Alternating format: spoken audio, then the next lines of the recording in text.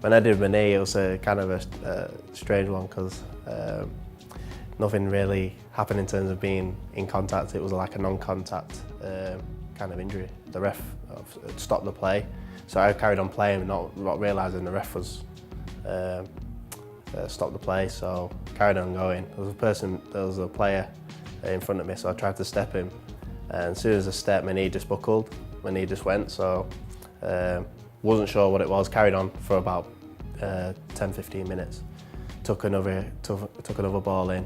Knee buckled again, so I thought something's going on here. So it took me off, and my knee just went like a balloon. So I thought, oh, there's something wrong going on here. So went for a scan the next couple of days, and then obviously they told me I needed a reconstruction. So around that time, I didn't think too much about it, how long or how heavy, how hard the injury is to get back from. So around that time, it was I was chilled, I was calm with it, but obviously then going under the knife and obviously doing all that rehab and get myself back into the team was really hard, because you feel like you're pretty lonely, because you're doing things on your own really, but just with the physio and not being part of that team where you're out there training. Like, I hate not training. I think the big thing for me is just always being out there, always being involved.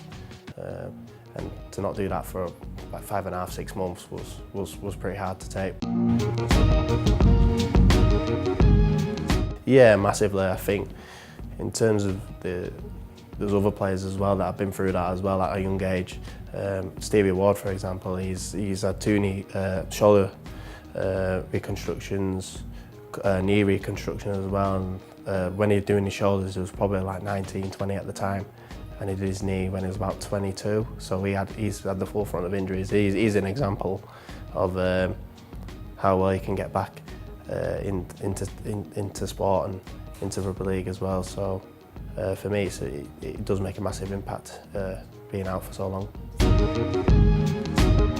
I think so, yeah. Especially when you're at a young age, I think you probably get a couple of players where they'll do everything possible as a young kid to be the best that they can be. You know, they're them special, real good players, and I try my best a lot of the time. But then knowing that having to look after your knee, I think around that time, after I recovered from it, I probably didn't look after my knee as best as I could at that time.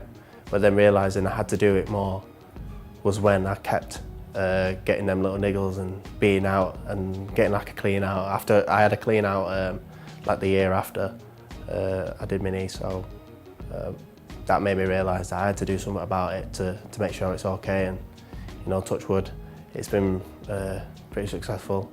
Probably took me about 4 or 5 seasons to get a full season in. So you know, it was a massive learning curve, obviously, for me.